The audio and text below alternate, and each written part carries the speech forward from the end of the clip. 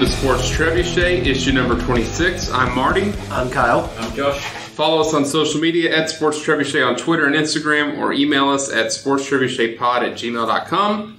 Also, check out our podcast buddies over at Juicing the Numbers podcast. You'll hear more from them later.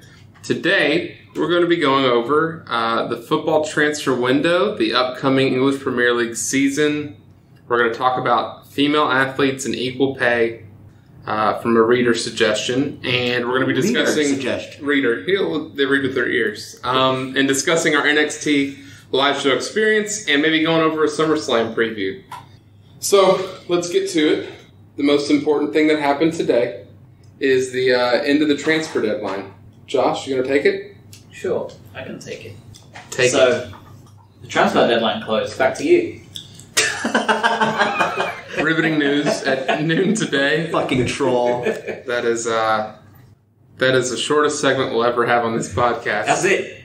Or, no, you know what? You know what the shortest segment was when I tried to get Kyle to tell me the story about pooping his pants and he wouldn't. That was very short, to be fair. But for real, let's talk about the Premier League. Yes.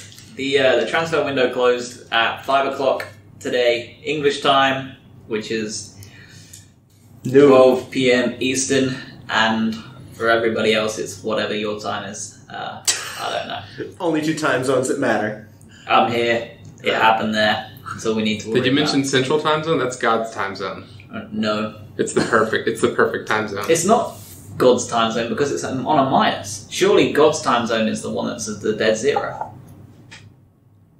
Well, he did take how many days to rise? 7. Was it 7 days? Couldn't it be a +7 then, technically? Wasn't it 3? Didn't he die? I thought it was 3. 7. God died? Oh, wait, Jesus. No, I'm talking about Jesus. God's been dead for a long time, Josh. Look around. He died on Friday and came back on the Monday, didn't he? Classic, just wanted the weekend off. Yeah, he's trying to get rid of the weekend off. It's a lad's weekend, babe. Just trust me. Lads on tour. Judas, you ain't invited. That's funny. Yeah, anyway. Window closed. And there's a Watford fan, Brighton fan in here. And we've obviously had a whole other bunch of business going on. But I thought I'd start by asking Kyle how he feels about his window. And who he feels the best signing Watford made are. And how he feels generally for the season ahead after your transfer window extravaganza. Well, let's say, depends on what time of day you asked me how I felt my transfer window was. If you had asked me at about 10 this morning, I was in my feels, a little sad. When you thought you weren't going to get the guy you wanted, right? When I thought that we weren't going to get anybody today, and and we were going to be like hanging our hat in the fact that we got Craig Dawson for $6 million and Danny Welbeck on a free transfer. I was a little bit upset, but then the glorious news came down that we got Ismaila Sarr and the 21-year-old Senegalese winger played at Rennes. And it's not Senegalian. It's not. It's Senegalese. But I'm really, really excited about him. I don't think he's going to play this weekend. Don't know if he's going to play next week. He did just get out of the Cup of Nations for Africa. That ended 3 weeks ago. And went to the finals, right? Yeah, they went to the finals. He plays the same team as Sadio Mane, so yeah, they were. Who Klopp said was available tomorrow. Wow. Okay. But we'll see. Well, and that's the other thing, is that Sarr just came in today. He hasn't even practiced with the team. He's going to get one practice. He might come off, maybe as a sub. He's going to basically stretch with the team, and then it's going to be game time. Yeah, basically. But, I mean, overall, I'm pleased with the transfer window.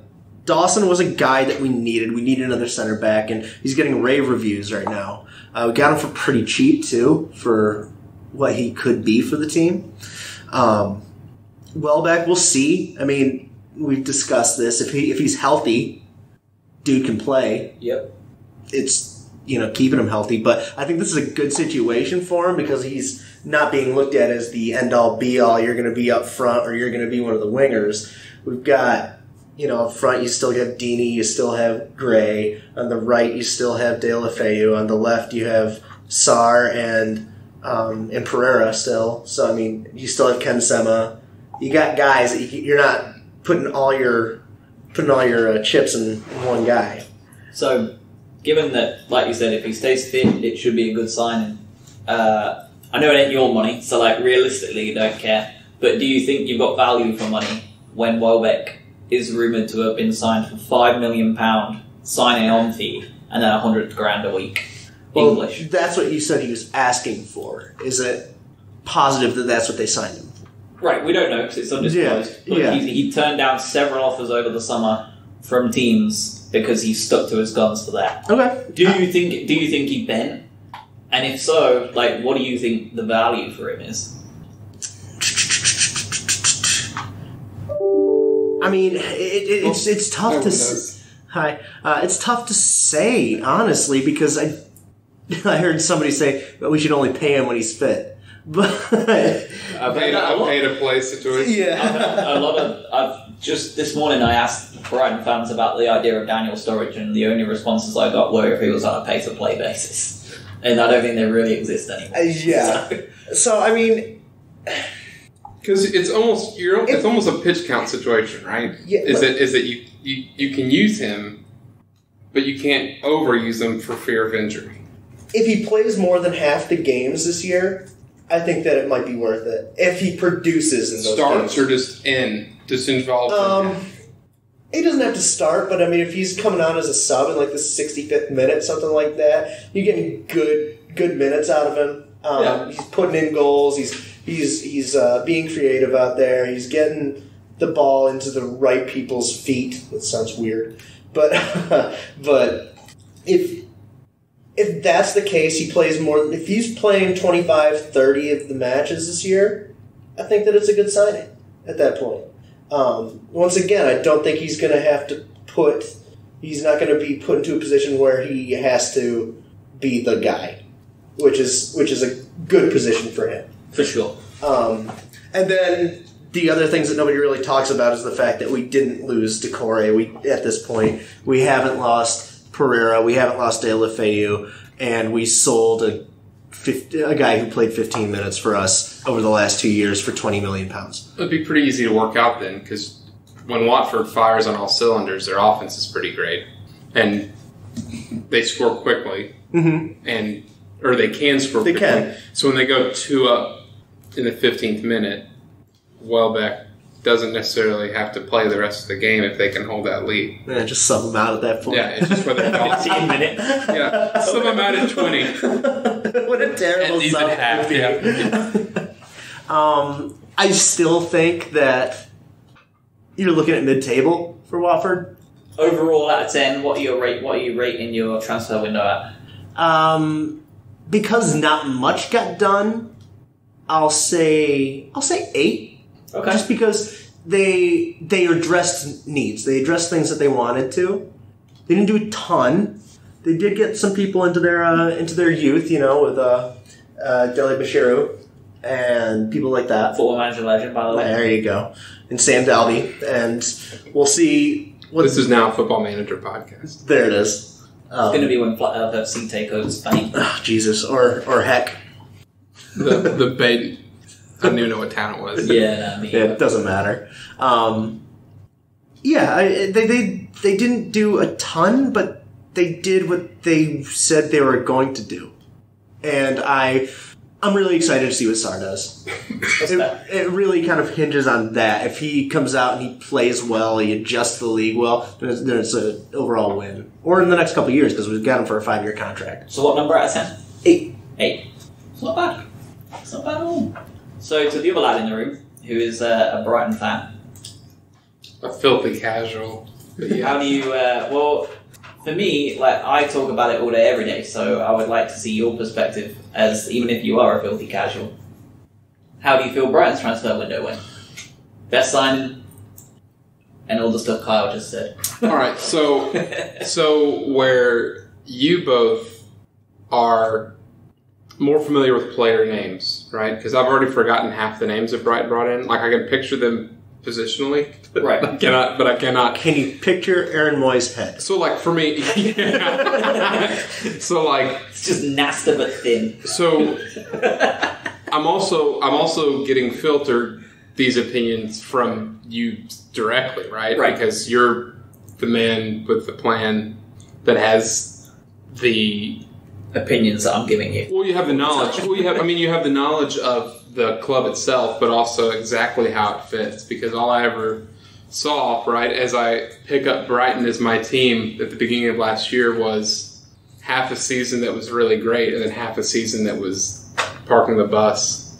So Trossard probably excites me the most because Glenn Murray's great, but I've also only ever seen Glenn Murray in the later half of his career, so I never got to see what you got to see. Well, he didn't change a great deal. Right. I guess my Hair. You got to see some hair. I got to see slightly more hair and slightly more pace. Maybe, like, on a scale of 1 to 100, if he's, like, 30 pace. you also got to see like 35. You also got to see a tactic though that was more offensive than defensive. When he was playing in the 4-4-2 in the championship and he was a monster. Right. Yeah, so like my opinion of, for instance, Dale Stevens on the team is a pretty low one because I've only ever seen Dale Stevens pass it left and right, like crabbing around the field. Right. So, that said, Graham Potter is the thing I'm most excited about. Trossard's probably the best signing I'm most excited about. It's also one of those things that, like, it's hard not to get excited about somebody that plays on that side of the pitch, like an offensive player. That and also, I liked Lacadia immediately last season, and then he completely fell off. But you could see what he could be, and then combining that with what I know about Graham Potter, which is admittedly like better every day, but not great. You know? Like, yeah, I mean, for what it's worth, Kyle, I know you're probably not sure, like, even aware that I'm probably sending him a different article every day because he's been doing the rounds, ain't he? Like, yeah. He's just it's constant, like inside Graham Potter's mind. And like I'm learning at the same time he is, like, but I'm just like, holy shit, I like him even more. Holy shit, I like him even more. Like everything he says is just everything you want to hear. Yeah, it's kind of the weird. It's also got me at the weird like interview thing where like you have a really good interview with somebody and then you're just like, cool, so they just know what to say to every one of my questions, or are they just full of shit? I don't think he's full of shit, right? It's a proven product outside of the Premier League. I just don't know how that translates. So I don't think our squad is much stronger than a 17th place finish, but I think tactically we're much stronger with those same or better pieces. With the unfortunate loaning out of Knockert, I think we're a 13 to 15 place team. If he's as good as advertised tactically, right?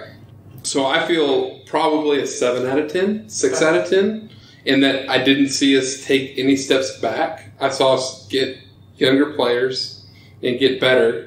And I think that even if those aren't your number one targets, the progress of the people that were already on the team that maybe weren't getting full starts before, like Lacadia, or even just the improvement of what March is going to do and what maybe how Gross fits into all of this too, and Johan Bach, Ali Reza. Whatever you want. AJ.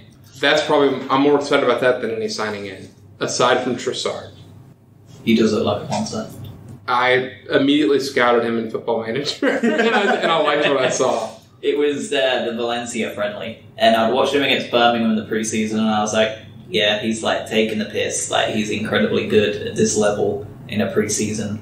And then we played Valencia, and like he got the ball a couple of times, and they have like this incredibly high press, and like they just like swarmed him like flies, and like. I didn't even see what he did, but like he was through 3 players and like the crowd erupted. Like 16,000 like pretty chill people because I just had a preseason. I'm like, all right, this is the guy. Well, this was worth the 10 quid I paid to enter this shitty friendly.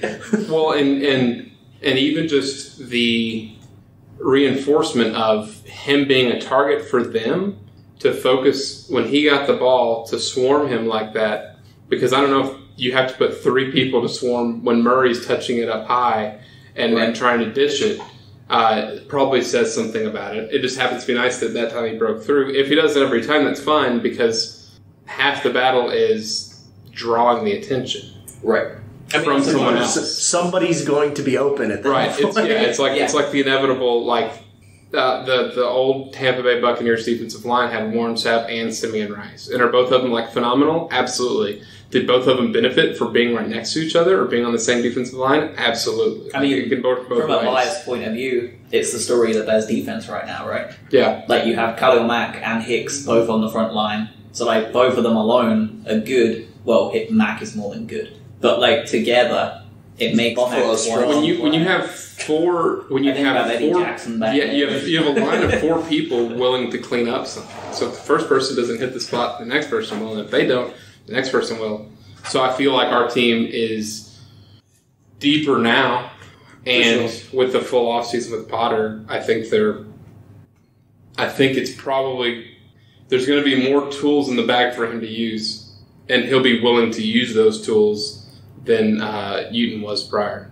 Yeah, I think if Trossard is the sort of person that's beating his players every time, then like the comparisons of Eden Hazard get slightly more legit, and we sell him for $100 million. But the realistic thing is he ain't going to beat them every time. Yeah. But I think he presents more than Knockout, simply because he's already shown the ability to go wide or inside, whereas Noki just always went inside. Well, and Naki also had a tendency, and we'll have to see more with Trossard, but he would disappear in games sometimes too, whether the focus was because of defense or because they were focusing on driving it down the left. But there was a lot of times where he didn't touch the ball because either the other team wasn't letting him or he wasn't getting in the spots he needed to. And him being that small, I don't know how big Trossard is, but he's probably not as small as Knocker. He isn't as small as Noki. Noki's very small. Yeah, he's very, very, very small. But he ain't tall either. Neil Morpie as well was an interesting one. Supposedly the replacement for Glenn Murray, but at 5'8", it's a very different kind of replacement. Hey, calm down with that height stuff. Right, but we've seen a lot of stuff with going to the Graham Potter signing where it's not necessarily that they're always going to be swinging in corners, or not corners, but crosses. And I mean they're free to if they're going to have Duffy up there, but right. Yeah. So but on a fast-paced offense, just going up the middle is just fine. Next question. Who do you think in the Premier League, because I don't know how much you've looked into the other teams, who do you think has had the best transfer window of the Premier League? Are we going to cover the worst, too? We are going to cover the worst, because we have a best and a worst transfer window. I can start if you want. Well, Man City was very interesting bringing in Cancelo or... Yeah. I've heard it said Cancelo and Cancelo in one radio broadcast this morning. So I'm pretty sure it was the same guy who said 2 different ways. So have I? That's interesting because he's basically being brought in as a backup. Right back. Yeah. So I mean, just strengthening a team that's already nice and strong. I think Chelsea's had the best one. Because they just didn't get allowed to do anything at all. That is a fucking terrible set of transfers. Pardon. I think Aston Villa. Okay. And I think it's only because the little bit that I read on... it seemed like they signed a shit ton of people, right, as the news was coming out. But it also seemed like they were, after leaving the championship, taking all the people that they maybe... Almost the New England Patriots, what the Patriots used to do to the Dolphins. Anybody that was a Dolphin and gave them a problem, they just sign them. Wes Welker was one of those guys. And, like, they played in the championship and get promoted, and then they sign, like, 8 unproven Premier League players maybe, but championship, what they perceive to be signable championship talent and stud talent from that league. So it's kind of neat because... They're coming up. 3 teams are coming up, but there's still going to be a swath of championship players. Not unlike dickhead that Manchester United signed, right? The center back, Harry Maguire. I'm going to bring that up in a little bit too. Okay. So. Yeah. So, but these guys aren't Harry Maguire, right? And so they were cheaper. They might not be shit, but I don't know. It's kind of like just to relate to American sports so that I can, like what the Cardinals are doing this year, that's going to excite me because it's going to be such a young team. No, that's a really good comparison. The first thing I thought of I love the Spurs, actually, what they've done. First team I thought of when I asked that question to myself was Villa as well. And then I had nightmares of Fulham because that's exactly what I said last year. And I said almost verbatim what you just said. They've signed young players, they've scouted them on Football Manager, like all these potential wonder kids. They're going to be great in the championship if they go down. They're too good to go down, though. They've made some really cool signings, and they were shit. So, yeah, they fell apart. Like, it's wild. But they were my first team in my first thought, but then after looking at the moves, I changed my mind. I'm not going to recognize most of the names anyways, so I'm cool with them at least getting up there, and instead of finding top-level talent necessarily across Europe that they can try to bring in, which I think they still did. Like, they still brought in, I don't know what country some of these leagues are. You could list but like a French, all right, Anwar El Ghazi, or Wesley from Bruges. Yeah, another Bruges, Nakamba. The Belgian league has been pillaged. Something's got to give, because the Belgian league seems constantly picked apart. The fun fact there is Percy Tau, South Africa, Lion of Judah, from Brighton, that can never get a work permit, has gone on loan to Club Bruges. To replace all these guys, yeah. And he scored on his debut. So hopefully he can get some more visa points, and maybe we'll see him once in his entire life in Croatia. Kyle? Spurs. Okay. I really like the Sessegnon pickup. They got that low Cielo, or low whatever. What the hell? Mike, would you like to talk about Lo Celso? Lo Celso. Giovanni Lo Celso. Yes, sir. And he looks like a beast, so... Yeah, he is, by all accounts, a really good passer, but he's also got a fucking nasty, 25-yard, 30-yard, a long free kick, or this kind of shots you see Ronaldo would line up 35 yards out. That's apparently his fucking jam. And when I looked at his highlight reel back when I signed him on Football Manager, because Josh, maybe you can explain the relevance of Football Manager, but it's fucking insanely accurate with a lot of shit, especially when it comes to how scouts are looking at other parts of the world. Well, people use it. Genuinely, right? So, to give people a real quick overview, Football Manager is you play. Imagine Madden franchise, connected franchise, but you don't play it yourself. It's all in the database. NFL Head Coach was a game that was like that. Very close. NFL Head Coach then, it's very much stat based. It's all text based. It's insanely detailed with the transfers in scouting. They actually have an assigned scout to every single team in the top divisions of Europe, and they'll have people do it for free. In the second division of Romania, and they will send them email updates every week with scouting things. They are up to date as hell. And about 10 years ago, Everton announced for the first time that they would be using Football Manager as a scouting tool. And since then, I would say every single team, probably in the UK, would not admit it, but every single one of them is taking a look at Football Manager.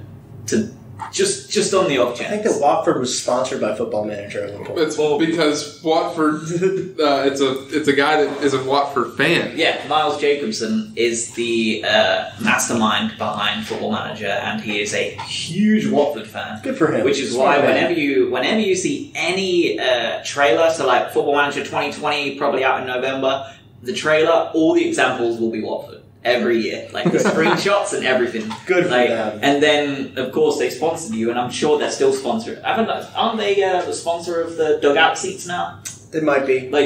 Keeping them a little bit It's really involved. cool as fuck, honestly. But they are as legit as it gets. It's a video game turned business opportunity almost for most teams. But I guess that with getting back to Spurs, for a team that did nothing last year and still were top 4. They didn't. They were third, and they were like the exact same position they were the year before when they decided not to do anything. Now they've made moves to get better, and that's why I think that they've. To me, that's the sign of like winning the winning the transfer window. If you're that good and you've made moves to get yourself better, I think that Sessegnon's going to be great there. I think he's going to grow tremendously under Poch. Well, and Lo Celso he played for Real Betis. It's not like if he played for Real Madrid, he's going for twice the amount for being the same player. He went for really good. Fucking King's ransom. Yeah, not like he was signed for. What was he? What did he go for? 65. Maybe not. This website does not show that. And Undon Ballet as well. I don't know much about him at all, but he seems to be a very good defensive midfielder, defensive signing for them too. And they spent a lot of money on him early on. There you go. We'll see what happens. No, I agree. I think Spurs had a really good window. For me, for some of these teams, in order to have a successful window, they also had to keep their best. Yeah. So for me, Brighton's transfer window is a 9 out of 10 because we kept Duffy and Dunk. And I said this to you 2 months ago. Yeah. My biggest transfer request is keeping them two, and we did it. So we kept Decore. We kept those guys. We kept all of our best players. And Spurs kept Eriksen, who was almost definitely off to somewhere, and he's staying, which is Manchester United, Real Madrid are interested before they got Hazard. There was a lot of teams interested in Eriksen. So would you count that as a strike against Chelsea letting Hazard walk? Or letting him walk? Selling Hazard? No, he was always going to go this year because he's wanted to go for 2 or 3 and they've managed to keep him on. But with the transfer ban, they never had a chance. It's kind of like a total anomaly year for him. Yeah. Because when you have a whole year ban like that, you have no bargaining tools whatsoever. You're totally at the mercy. Yeah, you can't say, but we're going to get some people in here and you're going to win. And that's what they've been doing to him for 2 or 3 years. And they have been signing, they signed Higuain, they signed a bunch of other players to support him and help him, and they've stayed relevant. But when the transfer window is nothing because they're banned, they've got nothing to do. He was always going to go. And they'll pocket that nice whatever how much they spent on him, got for him, and they'll spend it all next summer. I'm sure it'll be an absolute disgrace of a summer for them next year. They'll probably spend 300 million quid, I bet. It is stupid. Hi, my name's Joshua Tracy. And I am Corwin Heller. And we are the hosts of a statistics and sports podcast called Juicing the Numbers. We cover the NFL, college football, MLB, and the NHL with anything that we like to talk about in between. If you like sports and the numbers behind it, come check out our show, Juicing the Numbers, on iTunes, Spotify, Stitcher, wherever you find podcasts. Hit us up on Twitter at JuicingPod. So my winners of the transfer window are Arsenal. We were laughing about them yesterday, but I actually took a look at their signings today. No, that was very close to being... They were quoted at the beginning of June as they will not be doing much transfer business this year. Unai Emery stated that they had a £45 million transfer key and they were not able to spend more than that unless they sold people. They spent $130 million this summer and they sold one player at the deadline window. Kolshny? Oh, they sold Koscielny for $4.6 million. Mm-hmm. They sold Carl Jenkinson for an undisclosed to Forest, so probably $1 million or two. Petr Cech retired. They got rid of Stefan Lichtensteiner, who was released. They didn't sell anyone else except for Iwobi, so they probably made 40-ish million, and they spent 130. So they spent double what their supposed transfer key was. But Kieran Tierney from Celtic is an excellent fullback.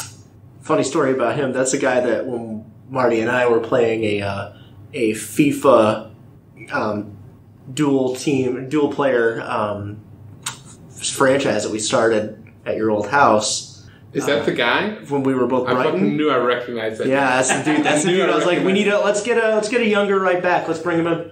Yeah, that's the guy. Yeah, 25 million for him, and it's a lot of money, but I think it'll be worth every penny for him because the biggest thing that Arsenal needed was to sort themselves out defensively, and he's a great signing. They've signed this lad called William Saliba from Saint Etienne. I guess he's a centre half. They didn't get rid of Mustafi, who they wanted to get rid of. Sami Zayn? Daniel Ceballos from Real Madrid, undisclosed, don't know how much he went for, but he is a quality midfielder. Like, he is very good. And with Özil leaving in January, he will probably be their main attacking central midfield threat. And, side note, at 5.5 million on Football Fantasy Prem, steal. If he doesn't play for the first couple of games, get him in as a sub towards January, and he is going to be an absolute steal. And then Nicolas Pepe. I feel like you're planting that so that we do it, and it falls, it's egg in our face. Nicolas Pepe is... Nicolas Pepe, Bissouma tried his best to have him come to Brighton, but unfortunately we didn't have £72 million spare and a Champions and a European campaign to promise him. So he Weird how that works. Just missed out. He went to Arsenal instead. That has the potential to be a disgusting front three of Aubameyang, Lacazette, and Nicolas Pepe. He won more penalties than any other player last year, and scored. I think he scored every single one of the penalties. He took all of them and scored them all.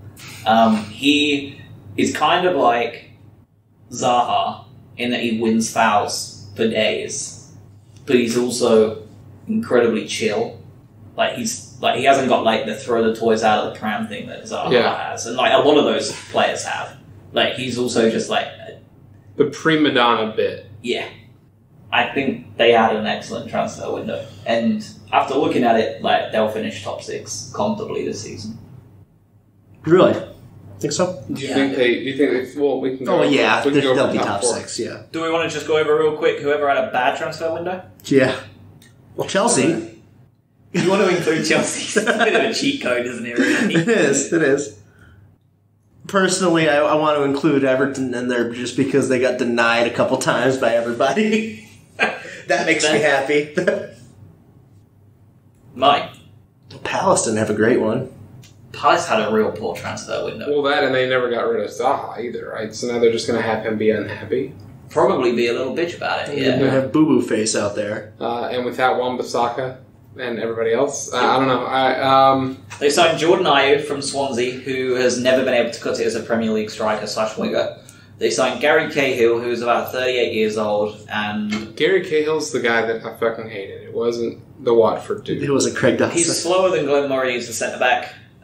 They signed Stephen Henderson from Forest. Not even sure why they bothered with that. James McCarthy from Everton is a half-decent signing. And then they just signed Victor Camarasa, who was at Cardiff last year.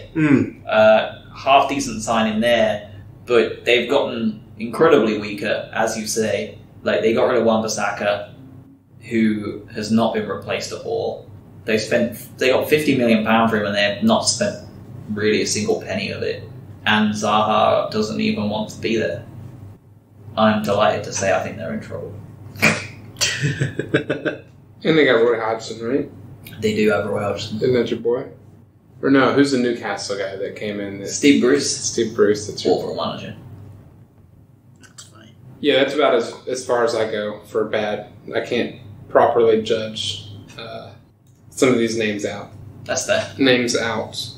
What about you, Josh? What do you think? For me, there's a few. What about 3 of them. Burnley? Wolves, Burnley, and Southampton for me all have bad windows. And I'll tell you why. Burnley brought in nobody that's a proven Premier League footballer other than Jay Rodriguez, who's already played for them and got let go because he wasn't cutting it. So they brought him back? Yeah. But they got Danny Drinkwater. Southampton have signed 2 players all window. And they just survived relegation this year. They were 16th, right? Didn't they finish 16th? Think so, yeah. Just barely above. Because I had them to go down when we did that episode. Mm-hmm. And then Wolves, Wolves have brought in 2 players. And they've got rid of 4 players that were in their squad. They weren't first team players, but they were in their squad last year. And they have a European campaign this summer, this autumn. And we saw what happened to Burnley last year. And we see what happened to Newcastle and Birmingham and Southampton and all of these teams that go to Europe. They struggle. This is things that I have not considered for 500, Alex. And you said that exactly what happened to Burnley is probably what's going to happen to them. Good. They're in a situation where it definitely could be. Or worse. But the issue is purely depth of starters. Depth in general. And then having to... I mean, if you think about it... You're playing more games. You're playing around 15 more games. And that's a lot of time. And you're not including travel into that. Yeah. And you're playing midweek in Romania. Yeah. And then... on an artificial pitch, possibly. Yeah, and then coming home... coming back to England and playing, Bournemouth away, and you got to basically play the same guys unless you want to play your youth players. Yeah. Because you didn't go out and get the depth. It's one reason why I'm kind of happy Watford didn't make it to Europe this year, because we would have had to do a shit ton of signings to just give us some sort of depth. Well, if you had the exact offseason you had now, but you still had to do Europe, you'd be infinitely more worried, I would right? be super worried. I mean, we've got guys, but I don't think we'd have enough to do anything European campaign. If you'd made Europe, bold take, if you would have made Europe and done the same transfer window now, you'd have been in my bottom three. Probably. Simply, and the only reason Wolves probably won't be is simply based on, the talent they have now is really good. It is like Raul Jimenez. But they can still get eliminated from Europe very early, right? And it'd be a non-factor. But no one's going to try to get... So here's the thing, right? I'm not sure whereabouts Wolves are in the Europa League qualifying, but I believe they're in the final round of the Europa League qualifying. And if they qualify, they go into the group stages, which means they are definitely going to play at least 6 games. Gotcha. Okay. So they're locked into those 6, and they've already played 3. So that's 9. Their pre-season has basically been the Europa League qualification. And that's fucking insane. That's a lot of travelling around. Games that matter. So, if they make that group stage, and Burnley were lucky that they didn't, they were out on the very last qualifying round, and it still hurt them. But they still had a rough season. But if Burnley made the group stages, that bottom 3 was probably signed, sealed, delivered in March. And Brighton are whew, and we could be sitting under Houghton again. because we were never in danger, because those 3 just sank so fast. Yeah, I mean, Burnley started off real bad, didn't they, last year? Real bad. Really bad. They only got away with it because they had a good 2019. They came back in the second half and had a half of the season that would have put them in the top 12 if it was just that half. So they're in deep shit. All right. Do we want to go over season expectations at large, or do you want to jump into the top 4 predictions and the bottom 3 predictions? I feel like we've done expectations a little bit. I think so too. I feel like it's going to be, mid-table for Watford, which is exactly where they need to be. How do you feel, Brighton? Wildly optimistic, quietly said. I really do. I really do. I really feel like he could be our, Eddie Howe. Okay. Or, Alan Kirbishley, or Sean Dyche with Burnley now, that one manager that takes over, Dyche, that takes over a team, and Howe took over Bournemouth and turned them into this specialist team, right? And Dyche has done the same thing. Pulis did it at Stoke when he was up with them. There's just every now and again you get that perfect match, and Bournemouth are never going to go down under Howe. If Eddie Howe leaves... Not that attitude. That team are going to be in big trouble. You think they'll just sink without a trace? Yeah, I do. Because there's that magic there that just somehow allows him to exceed the odds every year. And I just have a sneaky feeling that Potter might be ours. I really do. I can see us finishing 13th or higher. Nice. I really do. Or doing a Fulham and just sinking. Completely just falling apart? Yeah. That's what everybody's predicting right now. But playing nice stuff. Still sinking. Nice. So let's go on to top 4. Okay. Who wants to go first? I'm the least experienced. Let me go first, I guess. Huh? Yeah. So my top 4, in order, from 1 to 4. Let's go from 4 to 1. Let's go 4 to 1. It's more enticing. 4, Everton. Okay. Everton are going to finish 4th place. Wow, they're gonna get into the top 6 and you just wait to hear the rest of the teams. 3 is Tottenham. Okay. 2 Liverpool, 1 Man City. Okay. Well, I think Arsenal, Chelsea, and Man U are probably going to finish in whatever order behind Everton. Total shot in the dark that has no repercussions, but I'm feeling Everton right now. Interesting. Hot fucking take. Is it that hot? They're constantly a top 7-8 team, right? So, like... They're a top 10 team. And they flirted with the top 4 10 years ago. Before all the crazy money came in. And, like, it just got ridiculous. But has Manchester United looked as bad since? And or Chelsea been such an unknown since? So maybe 5 might have been more realistic, but... Yeah, I mean, when Manchester United lost Ferguson and they took David Moyes and then Louis van Gaal and all these different managers over and over, like, they were like a top 10 team at best. Like, they were bad. And Everton are one of the teams that profited from it. It's my dark period. It's squarely my dark period. For what it's worth. My dark period was from 2016 back.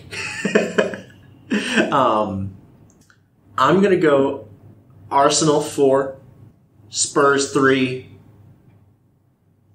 Oh, do I want to pull the trigger and do it?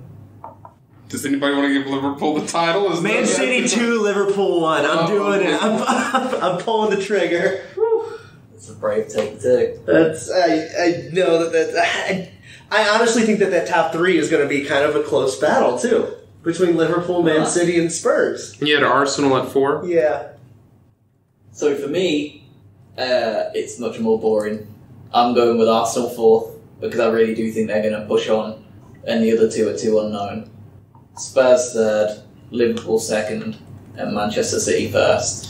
And on the opposite end of the spectrum, I have a horrible feeling that Manchester City might just destroy it. Like, I'm scared. Just torch everybody. Do you think Liverpool and Man City, or at least Man City, are going to be 10 points clear of second place? I think they might, yes. I'm not even sure they lose this season. I think they may be the 3rd ever invincible team.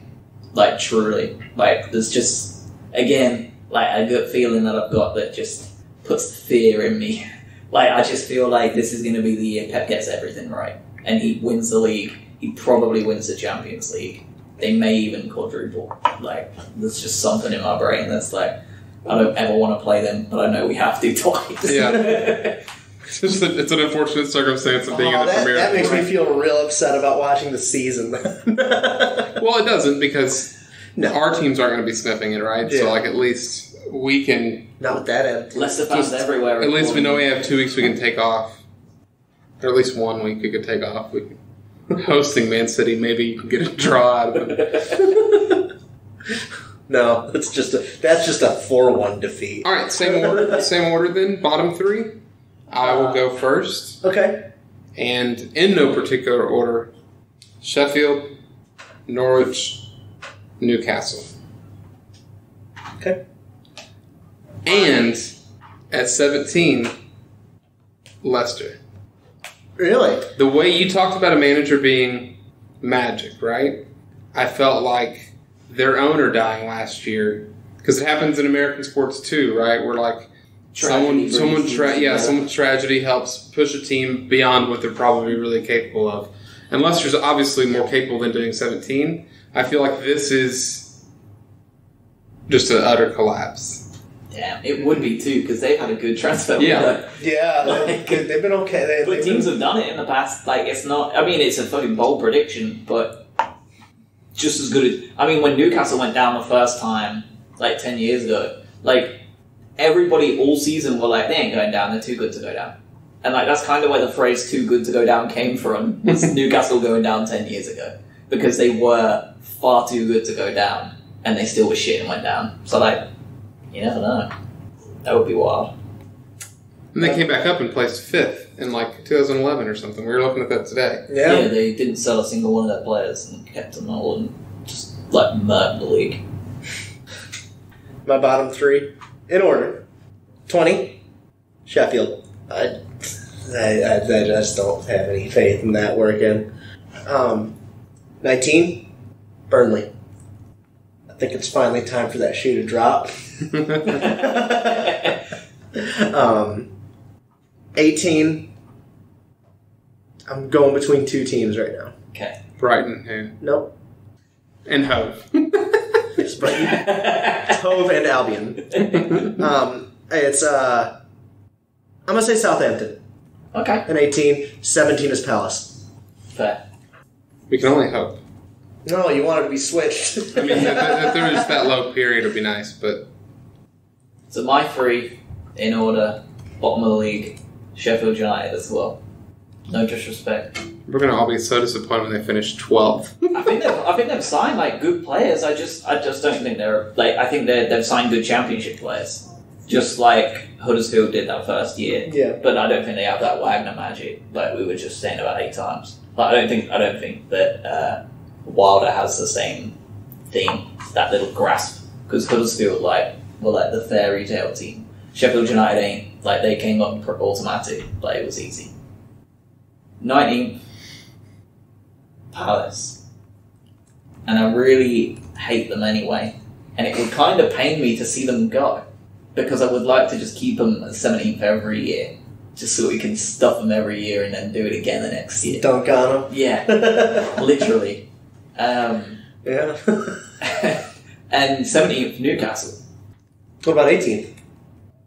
18th. Most importantly. 18th, Newcastle.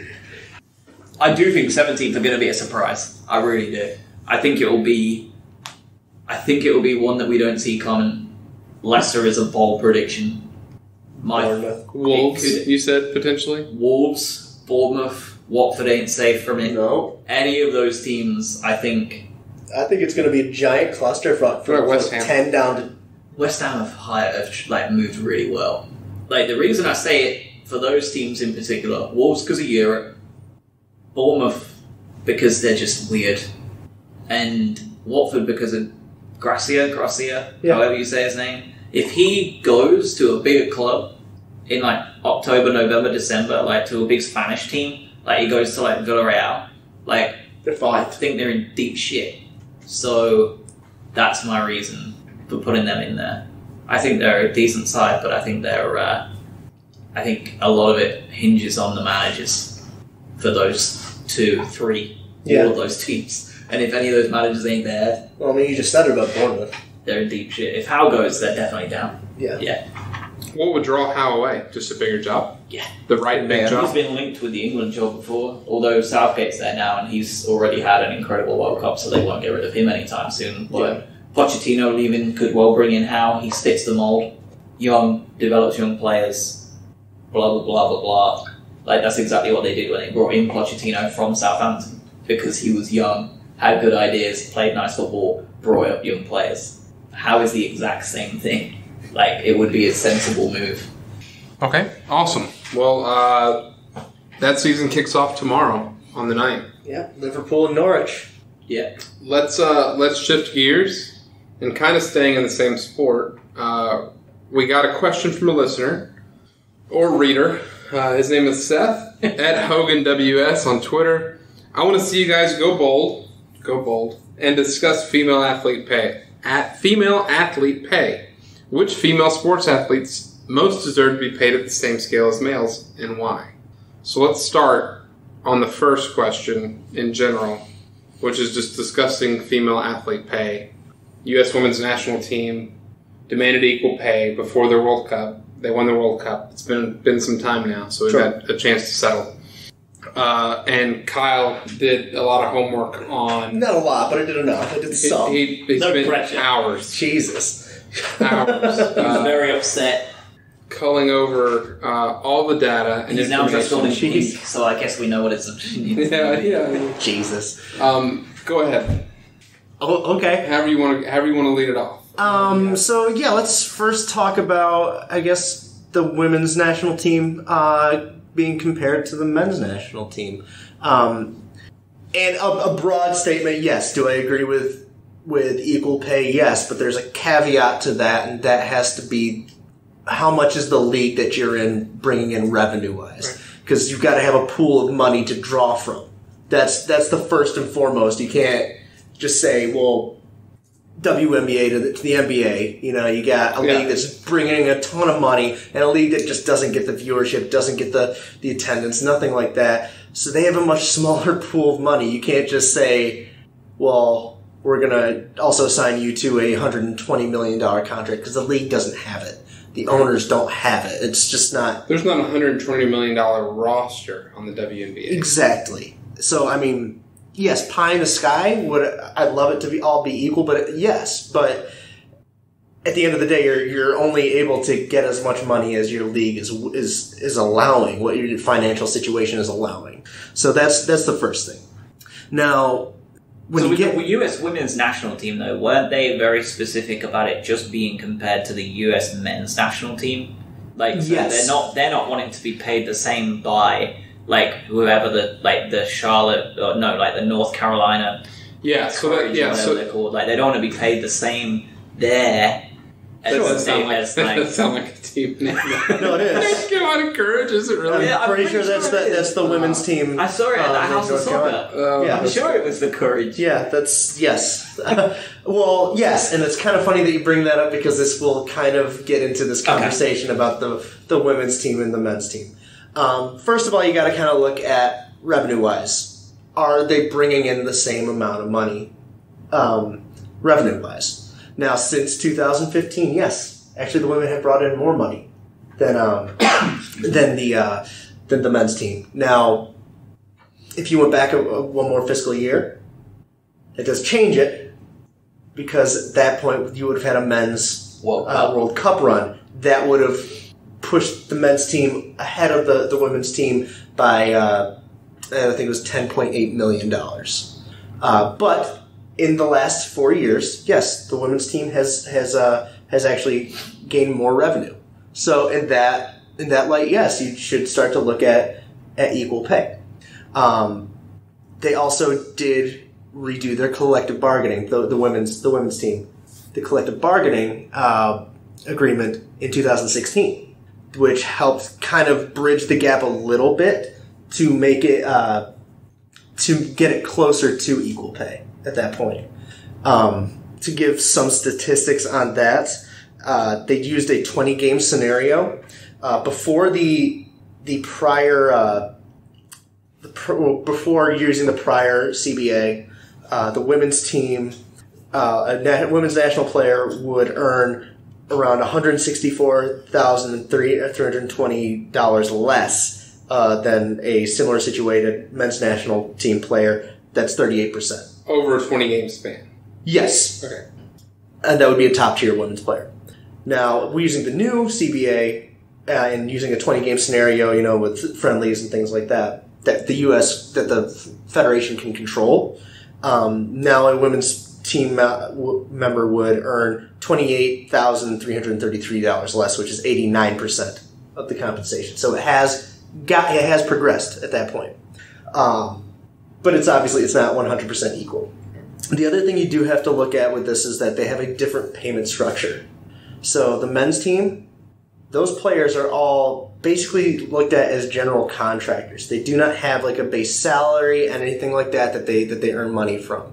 They basically are paid on only bonuses. And those bonuses paid by FIFA too, right? Like a base. Sure, but you're pay a base thing. This is all just money coming from the Federation. Okay. At that point. So they the U.S. Football Federation. The USSF. So they pay the players only on bonus, and you have to be on the 18-man roster to receive pay. You don't just get pay if you're not part of the team. If you're not playing, even if you're part of the team, but you're not on that 18-man roster that's actually playing the game. If you're sitting in the stands at that game. You don't get paid. Which is fair enough. Yes.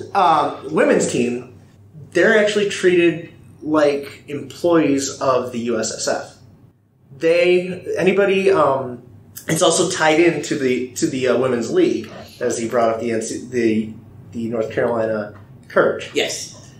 Correct. So base salary for the women to play in that league, it's around $72,000 a year.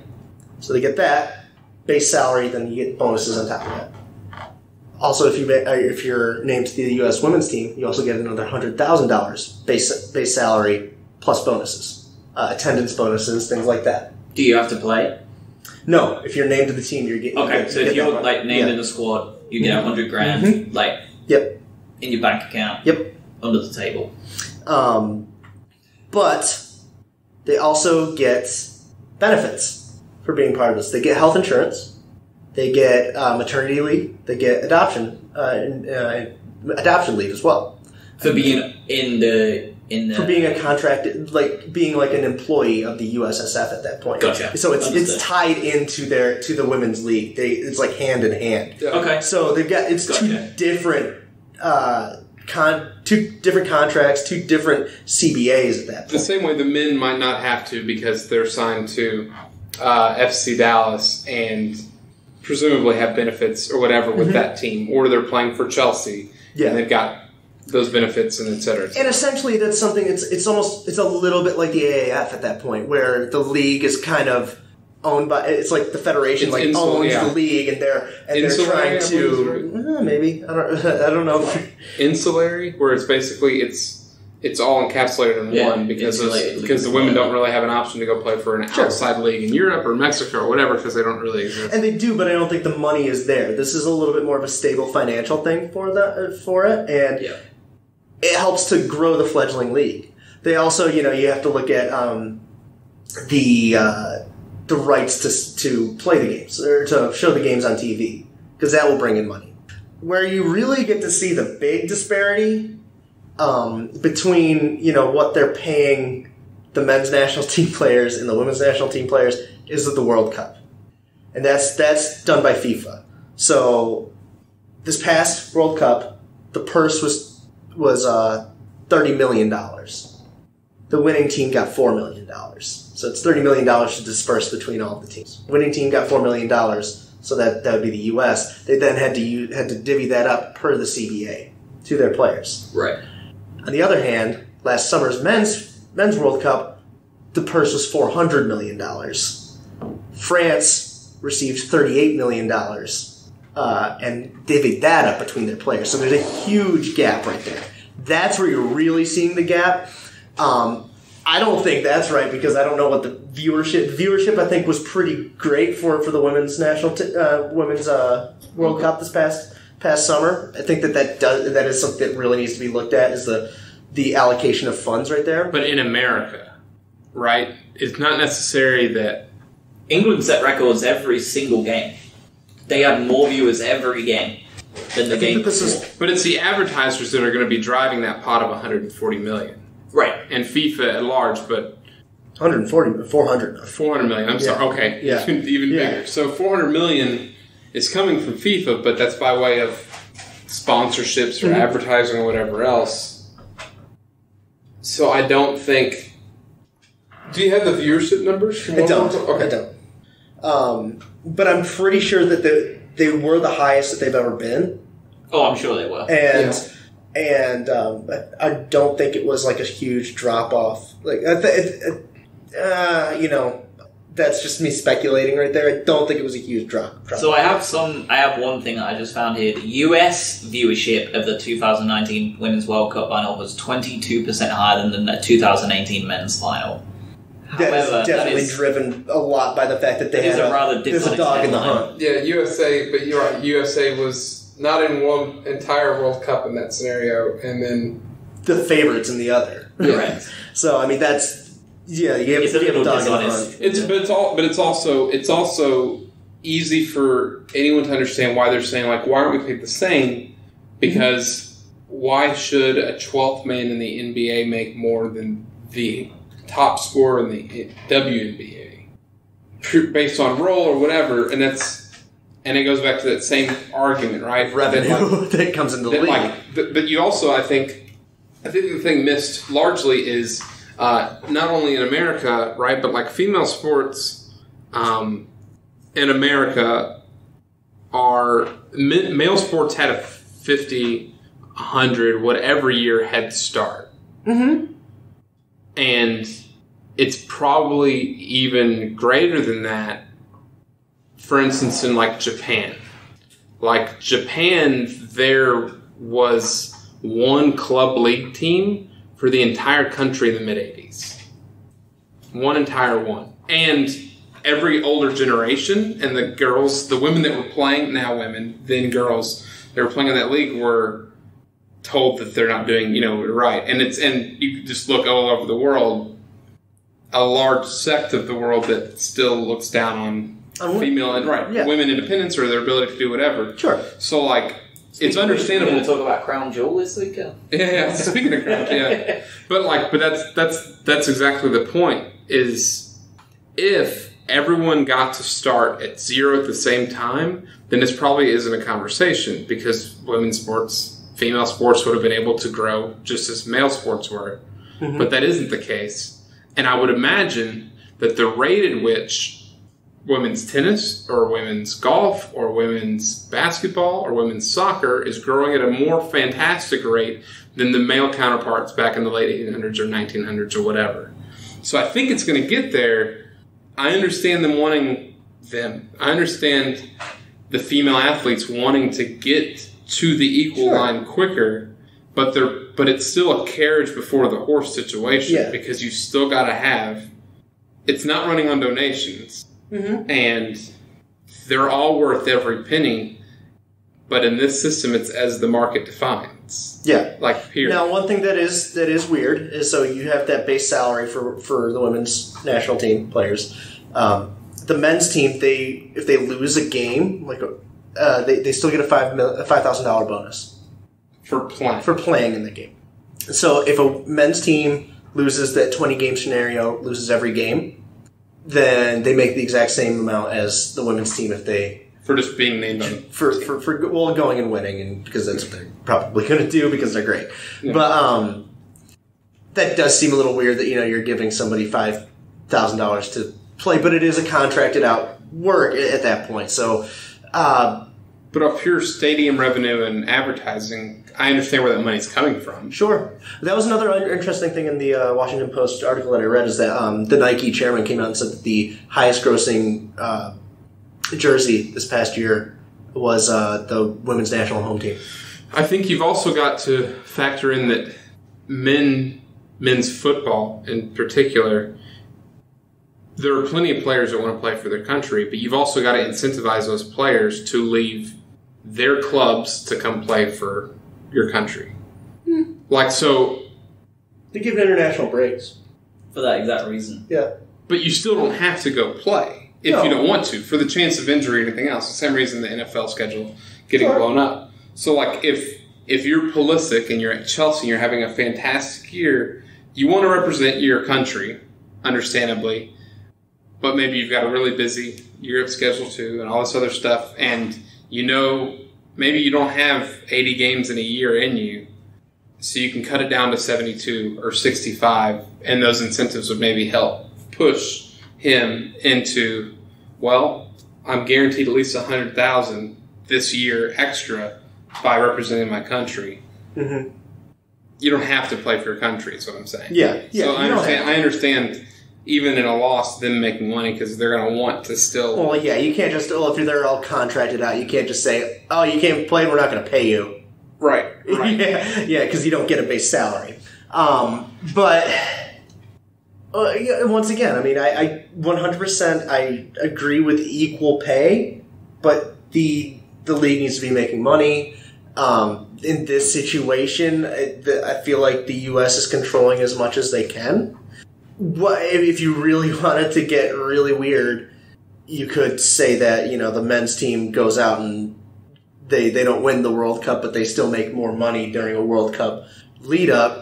And then they make more money in the group stage. Yeah, and then the USSF could reallocate the funds to the women's side, but then you get into the sticky situation of, that's not money that they earned, that the women's team earned at that point. And if it was the other way around, it would be a huge issue if they were allocating funds that the women's team earned and brought it over to the men's team. So I've got 2 bits that I'll just throw in before we finish. So I'll do one on the national teams and I'll do one with the equal pay in general, right? Okay. There is a reason why people watch NASCAR or Formula 1 over Formula 3 or supercar running or whatever, some bullshit. It's because they're faster and it requires higher skill to race those cars. There is a reason why boxing is more popular for men than it is for women because it's stronger, it's faster, it's more powerful, it's more brutal, and I think there is an inherent patriarchal thing of not wanting to see women get hurt. But there is that point of a higher skill gap. Tennis, people watch more men's tennis than women's tennis because there is perceived that they serve faster, they hit quicker, they play more sets. They play 5 sets to 3 sets for the women. I do think that the gap, though, is a little bit closer in tennis in particular definitely is, but people watch the men's 100 meters in the Olympics more than they watch the women's. Why? Because Usain Bolt is the fastest human on the planet. And I don't think that gap's ever going to disappear in most sports. The singular elite athlete is going to be a man. 99% out of 100, in my opinion. And I think that is also a driving factor behind it. For a physically demanding sport. The man is going to be genetically the superior athlete. And we see it with Dallas under-15s beating the women's national team. This isn't a slight upon the women, but a lot of people who like sports like to see the very best. And right now, and probably for the foreseeable, the very best are men. And it ain't gonna fix it by you can't combine the two sports because that's just gonna be ridiculous. You can't have Katie Taylor getting into the ring with fucking Deontay Wilder and having a haymaker out of the ring. You can't. And you can't put Alex Morgan up front in a Premier League game. Yeah, and she's just gonna be decimated. You can't put Maria Sharapova or Serena Williams against Federer. And because you've seen matches where they do those games where 150th seed man in world tennis beat Serena Williams at ease simply due to the power differential. That is a problem that they need to find other ways to make it unique. They need to stop, for soccer, right?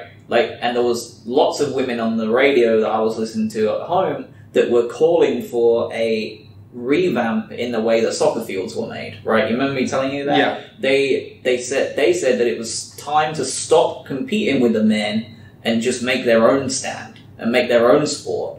Their average keeper size is 5'4", and the average keeper size for a man is 6'1", and they're playing in the same goals. Designed for men. There's a lot of area to cover at that point. That's why they accommodated tennis down to 3 sets. Because 5 sets for women was too much. And tennis, as we just said, is probably one of the deader sports out there, at least for sponsorship deals. I know for they get high dollar, and it's the high class advertisers too that are throwing a shit ton. Serena Williams worldwide is known she's known more than any male tennis superstar right now. Serena Williams would be a more well-known name. Yeah, Serena Williams would be a more well-known name, in my opinion, than Djokovic, Federer, Nadal. I think she would be higher than all of them. And that's due to the fact that they have accommodated the women, and they've worked with them better than all the other sports have. Yes, no, they're the example of how to elevate and, for lack of a better term, make a brand out of. And now, Wimbledon, I'm pretty sure paid the same money to each winner. And unfortunately for the dudes, that was lowering their pay. That's how they did it. They cut the pay. But you know what? If you're earning £1 million for winning it, I don't think you should be complaining. It's not £1 million. It's more like.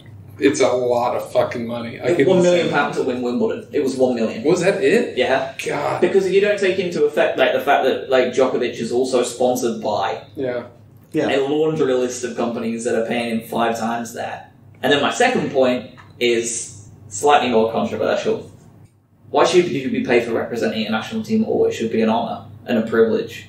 You shouldn't be paid to wear the badge. You should grow up wanting to wear the badge of your national team. It's not the same as going over and shooting brown people because you don't like them and you love America or England.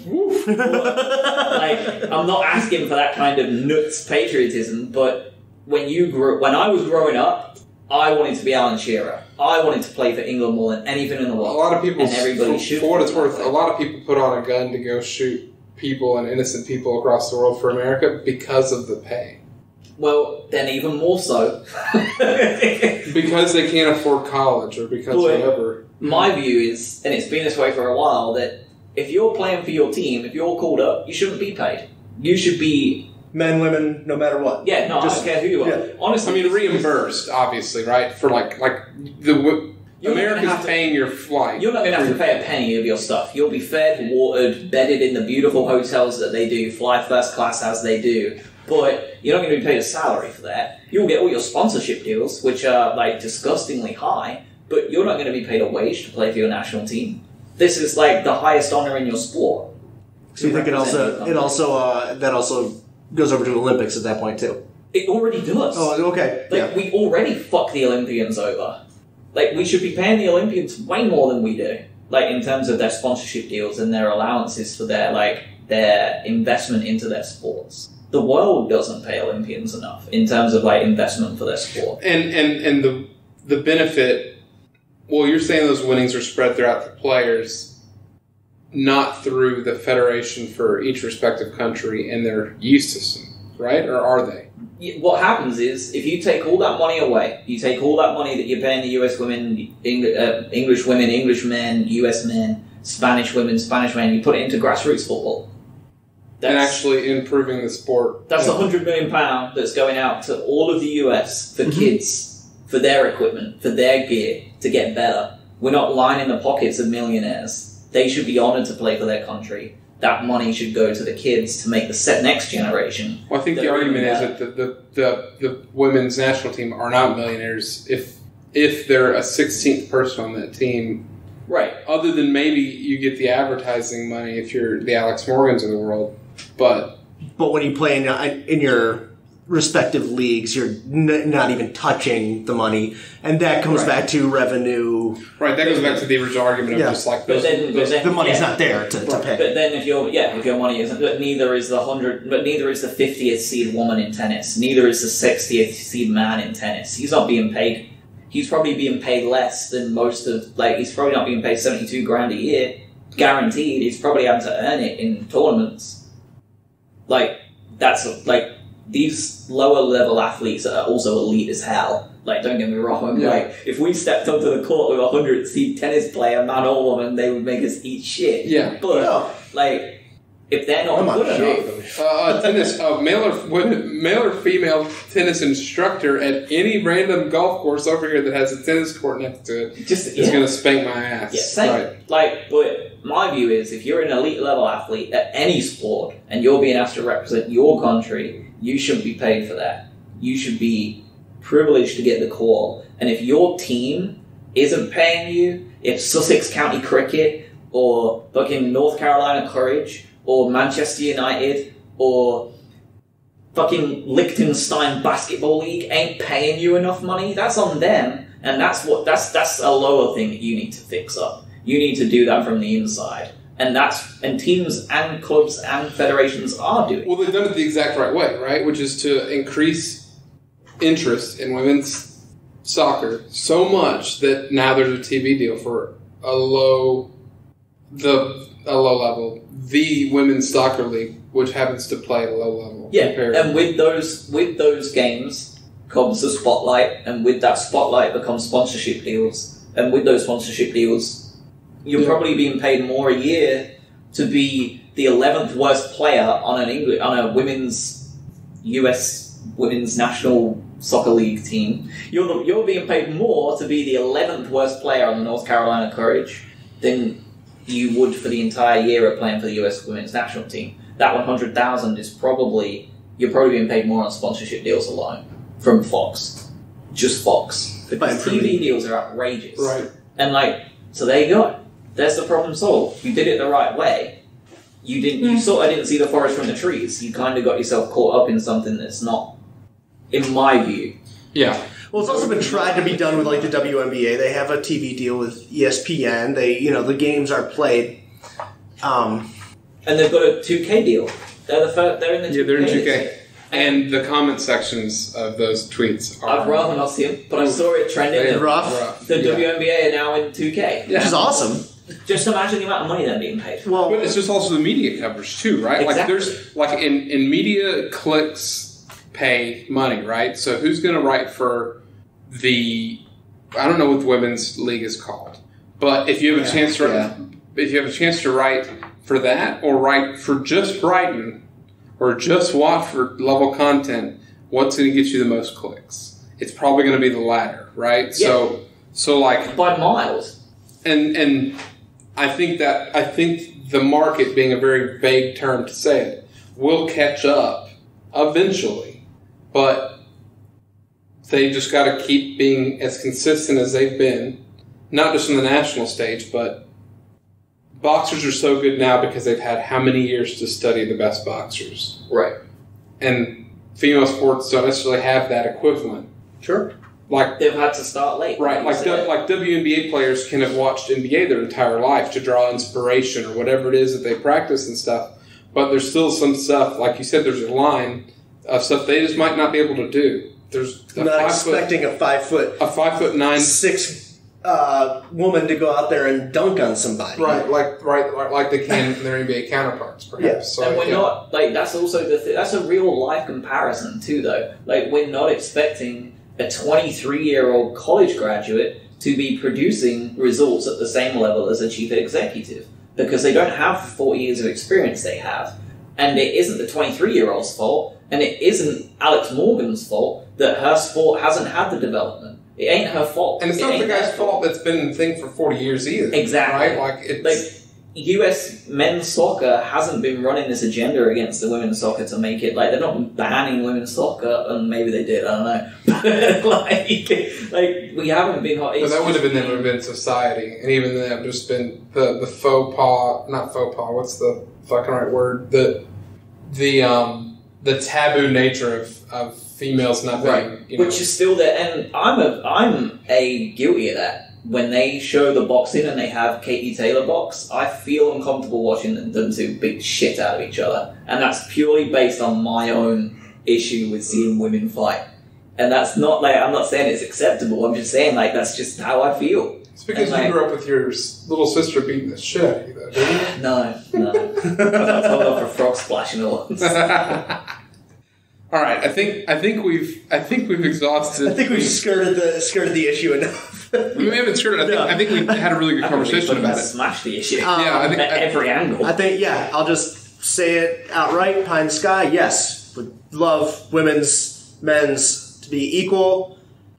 It's purely driven by revenue at this point. I think for leagues to pay and exposure. Hopefully that catches up. That'd be wonderful. We're on the right track. Yeah. It's just gonna take a with while. some sports and their respective leagues are gonna have to do a better job as these opportunities present themselves on capitalizing it for their players and for those players' unions to be able to actually have leverage. And I think that anything else with the women's league right now, I think that the soccer league, I think that they have a golden opportunity right now.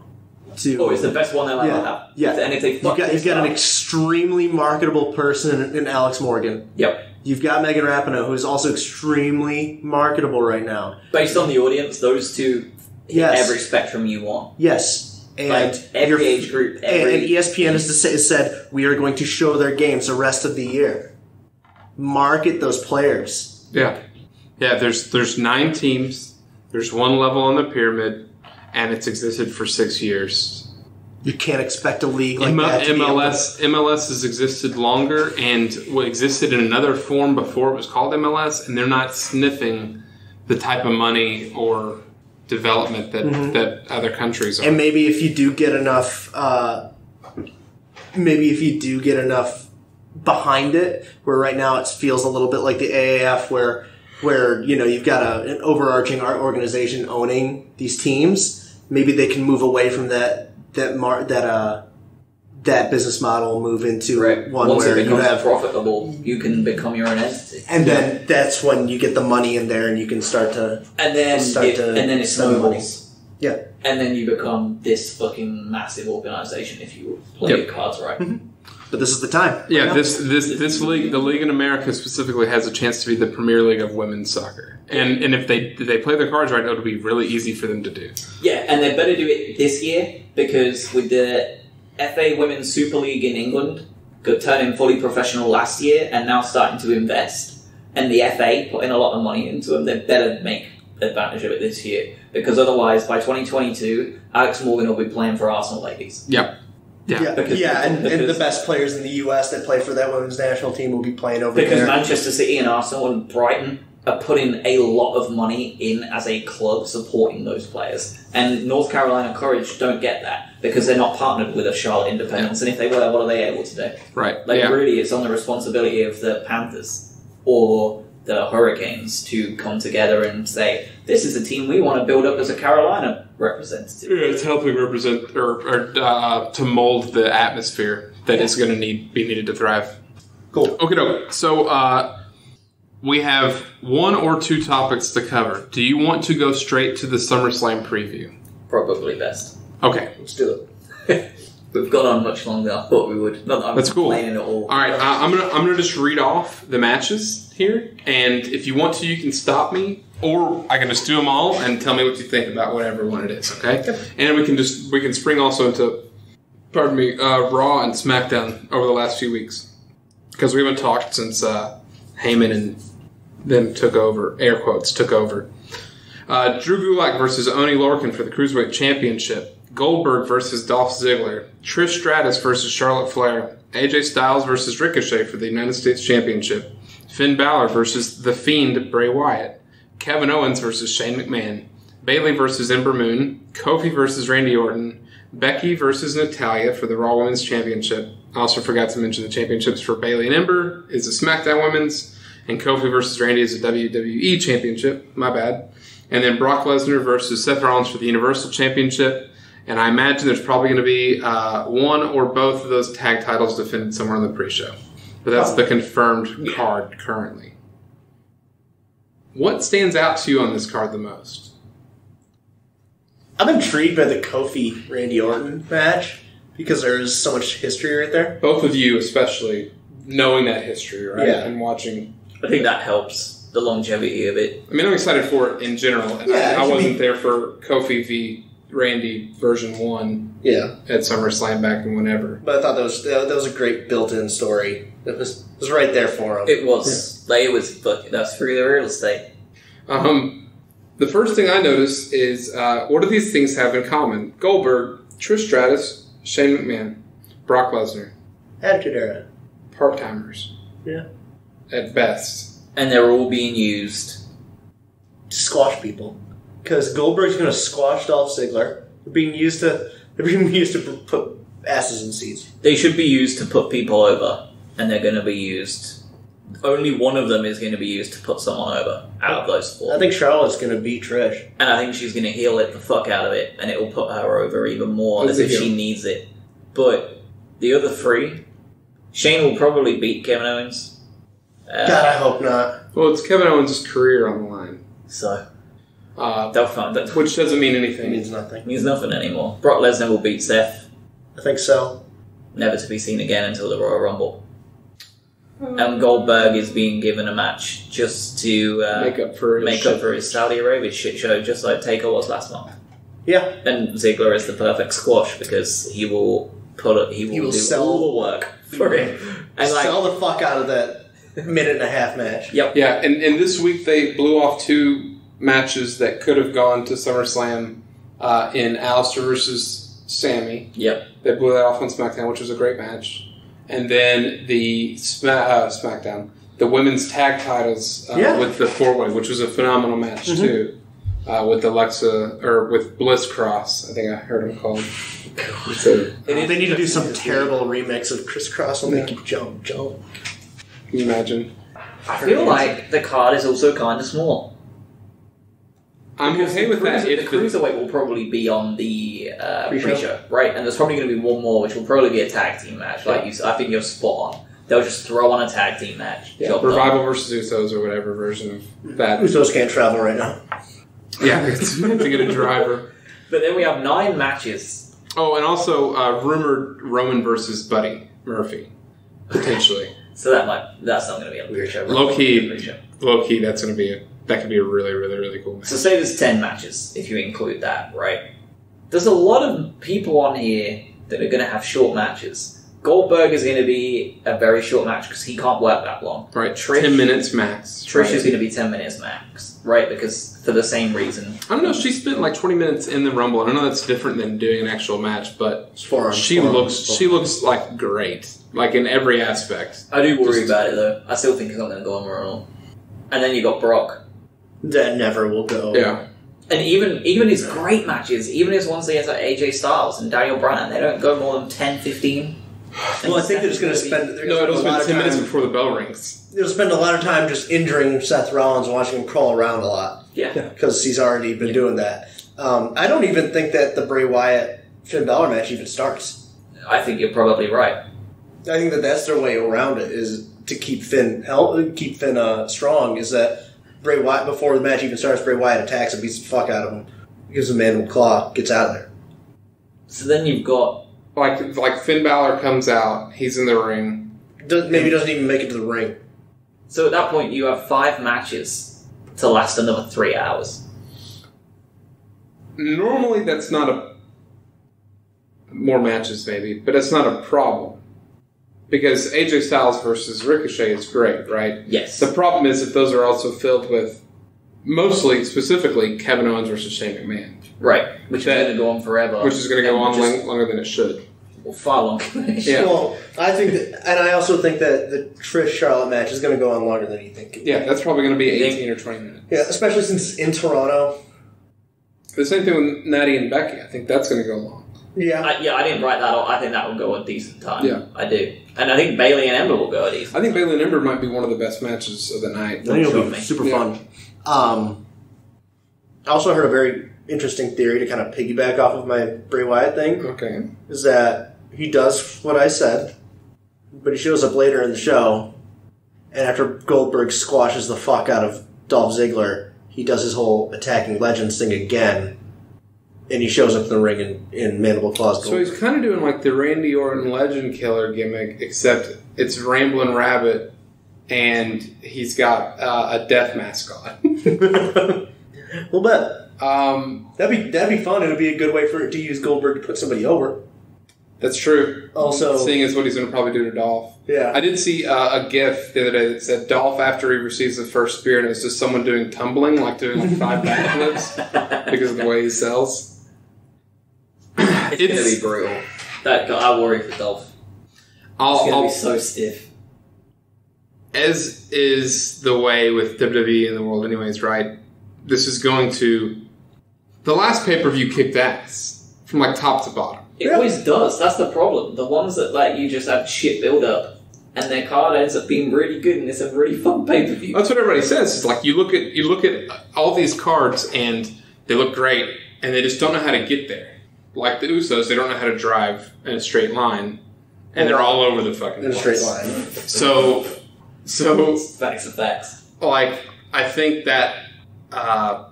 There's probably going to be every match but 1 or 2 on here that are going to be fucking grade A, solid matches. And then we're going to have NXT the night before, and it's going to smurf anything that they do. That's also very true. The big shows have that curse of having to follow the NXT shows. Yeah, they've made their own bed that way. Yeah. I think that I'm going to go ahead and make one prediction for this entire show. That Seth Rollins is going to get stretchered out and then fight his way off the stretcher. I don't know what happens after that, but I guarantee you they're going to do that goddamn stretcher spot. They do it all the fucking time. It's like Brock's going to beat the piss out of him. It's not going to ring. The bell's not going to ring. He's going to be neck braced, put in the stretcher, then he'll fight his way out and probably like get F5 and just get pinned once the match starts. Yeah, I you know what? Probably the best female card. Yeah, by far. Just from name power, but also I think unique matchups. Like Trish Charlotte in general is going to be, I think, good. And introducing Ember into the title picture. Finally. Yeah, I think it's going to be good. A favorite of mine. I enjoy watching her. Well, I mean, she's got, for how weird her character kind of is, she's going to be the most charismatic one in the ring by a mile. Because Bayley's... Not to mention she has one of those kick-ass ice cream finishers out there. Yes. Yeah. The Eclipse is so great. Yeah, it's fantastic. So I think that's all we've got this week. Premier League talk, equal pay talk, SummerSlam talk. Unless you want to do the takeover card too, but I don't have it pulled up. Do you have it pulled up? if you want it. Yeah, read it through real quick. Sure. Candice LeRae versus Io Shirai. Singles match. No title on the line, of course, because they don't have it. It's, funnily enough, that they're giving them a legitimate storyline match when WWE are yet to do that at all in any of their... Surrounded by the title, though. Like, it's involving the title, but Right. it's, yeah. Because on mainstream WWE, you can only be a woman in a feud if you want the belt. Yeah. If not... Apparently. Yeah. Yeah. Or you're crazy like Alicia Fox. Yes. And you're Or dating their boyfriend. Shayna Baszler versus Mia Yim for the NXT Women's Championship. Do you think they finally pull the trigger? And I think it might be too early to put it on Mia Yim. I don't know. I really don't. There's been so many times I thought that they should have pulled the trigger and taken it off of Shayna Baszler. Same, but and she keeps going. But you do also have to think about the whole Fox thing where they're trying to make it a more legitimate fighting show, and they might want to push Baszler up to the SmackDown roster. And putting her up there with Charlotte Yeah. and people like that will be a big move. Yeah. Yeah. Yeah, I think... I think it's time to finally take... yeah, but we've also said that last... Yeah. Mania, Rumble, last SummerSlam. Yeah. Yeah. Hey. Mia Yim is really good. I just don't know who she feuds with as a face. Io as a heel, maybe? Probably Io. Yeah. She might, but then Candice LeRae is like overdue a proper run at the strap too. So like, Yeah. I don't know. I'm just happy that they're using Candice LeRae at this point. Seriously. Yeah, it seems like a long time. Took a long time. I wonder if she was just hurt or something. I wasn't sure what was it like when she came in for the Gargano Andrade match. Who she could feud with as a heel? Rhea Ripley. True. Yeah. It's a really good one. Velveteen Dream versus Roderick Strong versus Pete Dunne. Steal In a the triple fucking threat. show. It's going to be a beast. Nah, I think it's... Wait, did you say there's a fourth person in there? No. Okay. In a triple threat. I don't think it's going to steal the show, simply because the main event The Adam Cole Gargano, in yeah. a 2 out of 3 falls match. Yeah, it's going to be... I'm pretty sure that was the gimmick to takeovers. Yeah, but they right? switched it. So one of them chose one of the falls. Yes. One's like a street fight. Cole Pardon me. chose a singles match, just a regular singles match. Gargano chose a street fight. And then if it goes to a tie, Regal is announcing. Regal rules! Well, that first match of them when they did the 2 out of 3 falls already had me like behind the sofa with my head in my hands, like Yeah. a child for the first Yeah. time in 20 years. Like, Introduce other things into it, yeah. it is gonna... I am fucking excited. And then the Street Profits, never-ending energy of Angelo Dawkins and Montez Ford versus the Undisputed Era, Kyle O'Reilly and Bobby Fish. It's about time they got a decent showing again on Again, TakeOver. I yeah. feel like we haven't seen them for a while. Well, Yeah. for a while it was O'Reilly and Strong because Because Fish Fish is is hurt. hurt. Yeah. Well, we're going to do the same thing as usual, which is if there's a time to call that group up, if the Profits win and if Gargano wins, Is it time to bring is up it time to bring up the Undisputed Era? I'm hoping that we probably have a switcheroo and have the Undisputed Era win the tags and then Cole lose. I just don't want them to go up. Like, Makes you nervous? very. Or maybe they because do I the... feel like they're doing even worse than usual with the call-ups. Here's the thing. If they really want to get to a point where they might start to think about calling them up, they might finally do the thing where Undisputed Era has all the gold. Yeah. There is that too. Have y'all missed... or maybe you give them all the gold until the next takeover and Until then have them all drop Survivor in Series. and go up. on a scale of 1 to 10, how much have you guys missed Lars Sullivan, Baron Corbin, and Lacey Evans on your television? 0. Given that I've barely watched any of the weekly shows, barring like minimum highlights, Didn't even know they were missing. and the fact that they weren't on any of the highlights speaks volumes. Yeah. I honestly... That they were supposed Forgot to They be haven't been on show. TV. I forgot that Lars Yeah. Sullivan was even on the roster. I forgot about him too. I thought about him this morning and I was like, I wonder what Lars is doing.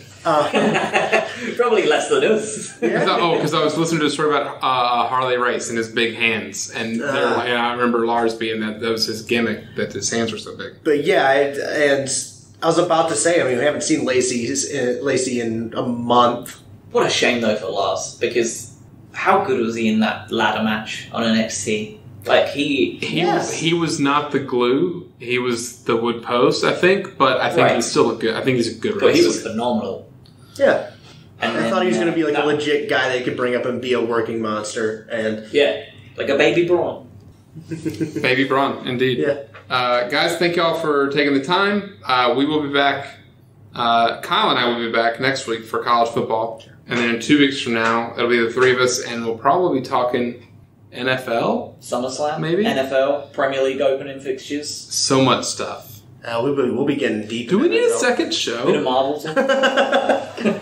Do we need to just record every week? Because I feel like now, especially, it's when it's just. We are getting not far away from it as the sports really start. Real star. Yeah. We're going to have to figure out calling into a show if we're going to do that. For now, we'll continue the every other week for the Trebuchet, and then college football. We're doing the big preview episode next week, and then we're going to figure that out too to see if we want to do something like a short mini episode every Monday or something like that. Yeah. Guys, thank you very much. Have a good rest of the week. Have a great. Next Do week. y'all have a nickname for like opening weekend? Is it just opening weekends? Yeah. Cool. Have a good Football's back. opening Enjoy. weekend, I guess. Football's back.